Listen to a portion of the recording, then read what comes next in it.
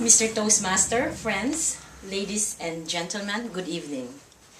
The purpose of my speech today is to share to you two patient encounters I will never forget personally and professionally as a nurse. As an OB maternity nurse or mother-baby nurse working the night shift, there were moments in my career that were etched in my memory, leaving a mark so profound that it became defining moments in my life. The OB maternity unit where I presently work is mostly a happy, positive, and inspiring place where you celebrate a new life. Meet people from all walks of life, each of them with stories to tell, lives that inspire and sometimes frustrate, as well as lives that needed to be understood. The first patient encounter I would like to share to you was a patient of mine years ago named Linda, who fought breast cancer before getting pregnant. Yes, she and her husband wanted this baby very much, despite opposition from the other members of her family. They didn't have much materially, but they didn't mind because they have the one thing they value most above the rest. The baby they have been praying and longing to have. Then, just 2 weeks before her due date, they found out that the cancer is back. Before I knew, I could not tell that there was a dark cloud looming above them. They were just as happy as the next couple who just had a baby. I will never forget what Linda said, that under the circumstances, they just have to let go, let God, and be fully present at the moment and appreciate all the good God had given them in their lives. They were planning to start radiation and chemotherapy right away per doctor's order after discharge.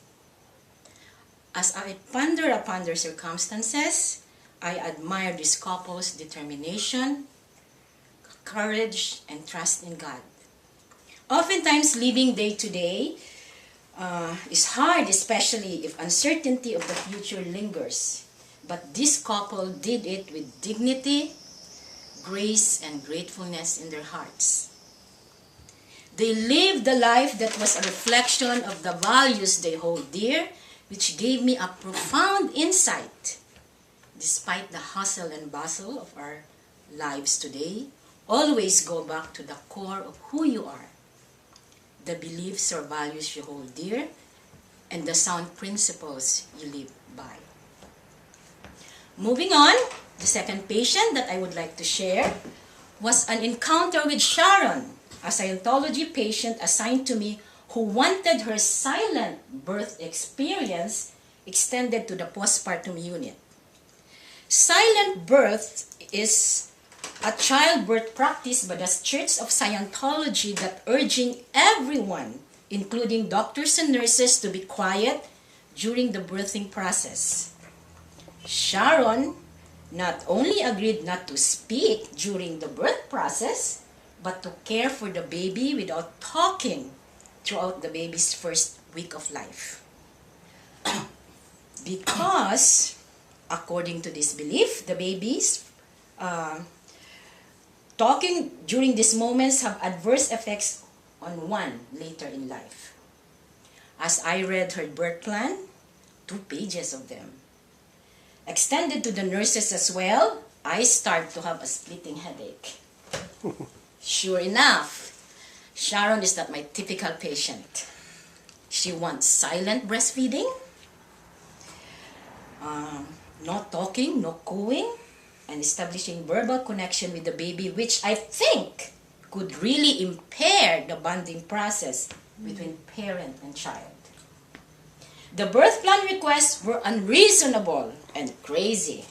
To me as a nurse, and this intelligent patient of mine who happens to be a lawyer was also crazy following them. But you can't argue with your patients at any time, especially in matters of beliefs, right? Then suddenly, It dawned to me, looking back, this is probably what my parents thought of me, crazy, when I told them years ago that I was leaving our family's Catholic beliefs and practices to join the worldwide Church of God, which doesn't celebrate birthday, Christmas, etc. Sharon, so sincere with her beliefs, humbly reminded me of my spiritual past. There were a lot of Sharons out there, and I was suddenly overwhelmed with compassion for them.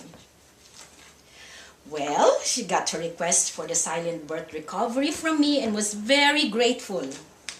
I wrote everything in paper, especially the important things that she needed to know the first 12 hours of her admission in our unit. I was almost tempted to write a PS note telling her, leave Church of Scientology, who holds that man to be basically good and his spiritual salvation depends upon himself, his fellow man, and his attainment of brotherhood with the universe. Because there is a much, much better offer out there. But of course, wisdom tells me not to include that. Friends, these are the two patients I will never forget whose life stories left a profound mark in me. Linda and her husband, under difficult circumstances, lived their lives with courage, gratefulness, and trust in their God, as well as lived their lives that was a reflection of the values they hold dear. Then Sharon, who humbly reminded me of my spiritual past, my encounter of which made me more compassionate to the spiritual lost. The marks they left went beyond the walls of OB maternity unit, the area of nursing I really learned to love.